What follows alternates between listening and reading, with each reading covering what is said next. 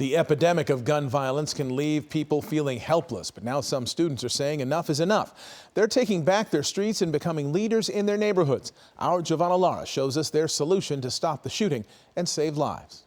Very proud of being a native from South Central Los Angeles, although it doesn't have the best reputation. It took years for Marco Vargas to recognize he was a gun violence survivor. Now, 20 years old, he's a student at Dartmouth University. But South Central is where he grew up with his parents and siblings, hearing gunshots regularly, so much so the family called them fireworks. The shots and the danger seemed routine. In my own personal experience as a survivor, with like my father being an irresponsible gun owner who would threaten my mom, lots of domestic violence issues going on at home, and these sort of childhood experiences coupled with gun violence being normal in the community contributed to me really thinking that, hey, this is just the situation. There's nothing I can do about it. Until a high school tutor introduced him to a local chapter of Moms Demand Action. It was shortly after the Marjorie Stoneman Douglas High School shooting in Parkland, Florida. Marco attended meetings, became a volunteer, and says that's when he realized what he experienced at home and in his community was anything but normal. I really became nurtured by the organization and being, feeling comfortable with sharing my own story as a survivor and realize that I could be a catalyst for change. Determined to make a difference, Marco set out to create a summer program for high school students in his community. He did much of the legwork as a freshman in college, thousands of miles away from home. By summer of 2019, he had a program in place.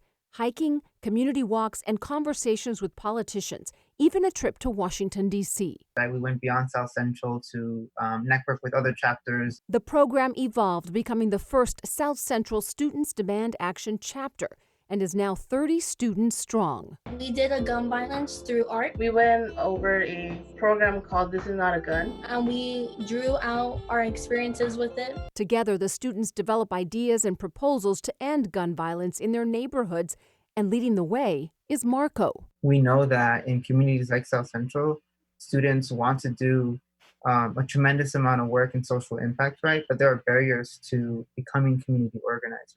The main barrier is money, which is why Students Demand Action's Summer Leadership Academy provides food, transportation, and mentoring at no cost. He is a mentor among his peers. Barbara King is the tutor who first inspired Marco.